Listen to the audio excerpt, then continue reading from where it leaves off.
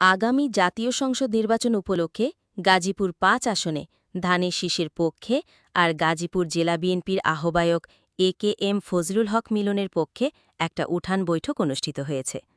রবিবার রাতে গাজীপুর মহানগরীর পুবাইলের ৪২ নং ওয়ার্ডের হারবাইত শিলপাড়া এলাকায় এই বৈঠকটা হয়েছিল। ওই বৈঠকে উপস্থিত ছিলেন পুবাইল থানা বিএনপির সভাপতি মোদ মনির হোসেন শিকদার বকুল, সাধারণ সম্পাদক মৌ হারুনুর রশিদ, যুগ্ম সাধারণ সম্পাদক মৌ জাকির হোসেন সরকার, সাংগঠনিক সম্পাদক মৌ আরিফ হোসেন ভুইয়া আর নজরুল ইসলাম।